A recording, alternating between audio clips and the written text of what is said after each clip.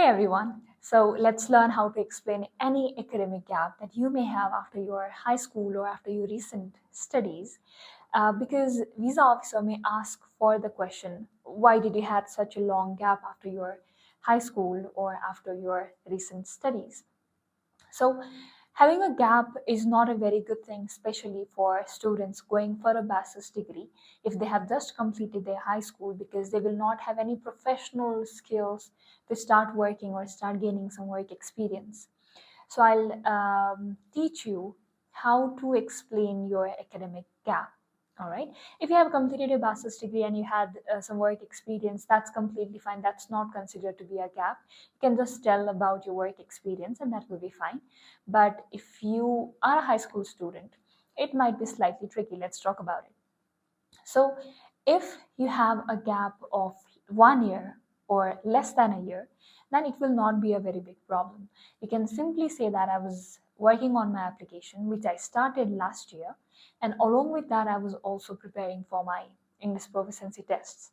That will be fine because 1 year is not a very long period, and at times university applications can take almost a year. So that's okay. But if you have a gap of 2 years or even more than that, then it's not considered to be a very good thing. You need to be able to properly explain why you had that gap. All right.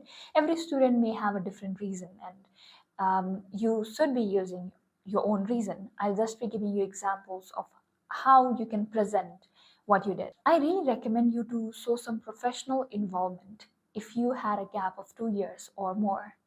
One of the examples of a professional involvement can be I learned videography after I completed my high school and I got really good at it. So I started freelancing, have covered some weddings and important events as well. This can be one example of a professional involvement. Another example can be I was working with my father in our family business after I completed my high school. So we actually have a manufacturing company and we even have a retail outlet. So I was focused more on selling our goods online through different social media sites, and I was really enjoying the process, and that's why I spent some time working on the business. And that's the same reason why I want to do a business degree, because I want to continue doing the same thing. That can be another example. If you do not have any professional involvement, you were rather involved in clubs or doing something else, you can even say the same thing.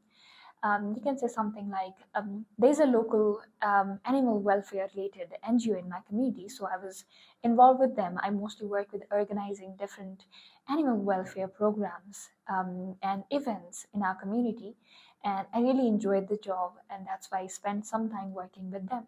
Or you can even say that I worked with some social organizations in my community. I was mostly interested in the field of climate change and disaster management, so I was involved in organizing events as such. I also took a few trainings related to disaster management, and I was very much involved with this club after I completed my high school. So these can be some of the examples of a gap explanation. If you have a gap of less than a year, that's okay. Just say that you were involved in your application, prepared for the tests and everything. But if you have a gap of 2 years or more than 2 years, then show some professional involvement. It does not necessarily have to be anything I told in this video. It can be anything. It can be what you personally did after your high school. So I really hope this video was helpful to you, and I wish you the very best for your student visa interview.